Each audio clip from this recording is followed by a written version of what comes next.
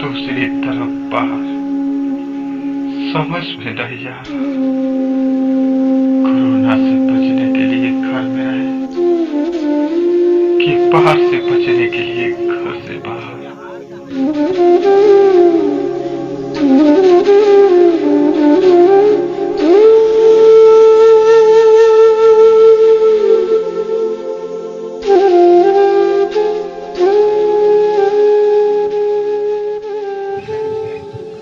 क्यों गोपाल, इतनी जल्दी हार मान गए? तो क्या करूं, इस कोरोना के डर से परदेश से भाग कर आया।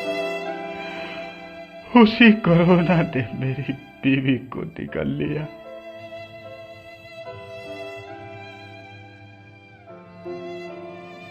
एक मेरा बेटा बचा था,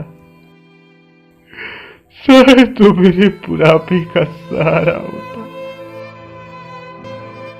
वो भी इस बाढ़ के पानी में डूब कर मर गया।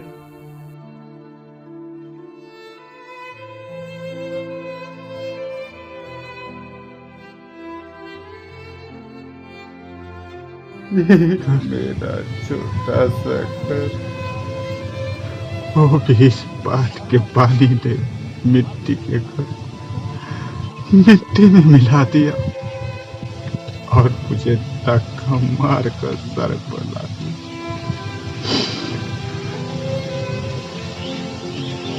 और मेरे पास जीने के लिए कुछ बचा ही नहीं।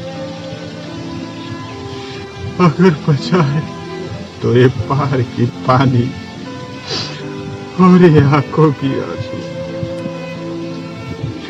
जिसे मैं पी कर अपनी भूख मिटा रहा। पता भगवान इंसानों से कैसा बदला ले रहा।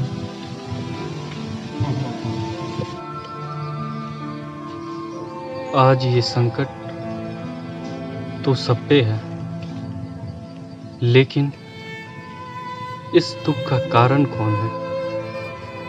हम इंसान। धरती और पर्यावरण को प्रदूषित कर इंसान जो घिनौना खेल खेल रहा है, आज इसी का परिणाम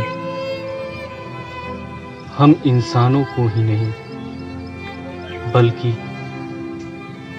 पशु पक्षियों को भी भुगतना पड़ रहा है। शायद यही सच्चाई है। इन सब का जिम्मेवार हम इंसान हैं। अगर हम चाहते तो इस कोरोना को चैन को कुछ हद तक तोड़ सकते थे। शायद मेरी पत्नी के अलावा कई और जानें बच सकती थी। सच तो ये है कि हम हैवानों ने जो इस धरती और पर्यावरण को घाव दिया है, ये धरती उन्हीं जख्मों का हमसे बदला ले रही है जो हम और हमारे परिवारों को जान देकर चुकानी पड़ रही है। ये धरती हमारी जरूरतों को पूरा करने के लिए पर्याप्त है, लेकिन हमारी लालचों को नहीं। मगर हम इंसान अपनी लालच के चक्कर में पूरी धरती को मैला कर दिया है, जो परिणाम हमारे सामने है। कोई पानी से मर रहा है तो कोई पानी बिना मर रहा है। एक तरफ बढ़ते तापमान के कहर से ग्लेशियर पिघलने को मजबूर है, लेकिन अब वो गाद से भरी प्रदूषित वृद्ध नदियों में ताकत ही नहीं रही कि उस पानी को समेट हमें तबाही से बचा ले। तो दूसरी तरफ जलग्रहण क्षेत्रों में पेड़ों की अंधाधुंध कटाई, जिससे जलग्रहण क्षेत्रों में पानी न रुककर आबादी वाले क्षेत्रों में तबाही मचाती है। अब तो मौसम से अपना मिजाज बदल लिया है, कहीं प्राणघातक ठंड तो कहीं खून सोखने वाली गर्मी।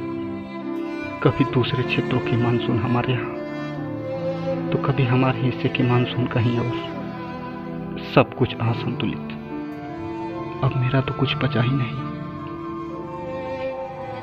जिनका बचा है और जो सलामत है, कम से कम अपने लिए न सही, आने वाली नस्लों के लिए इस धरती और पर्यावरण को बचा ले।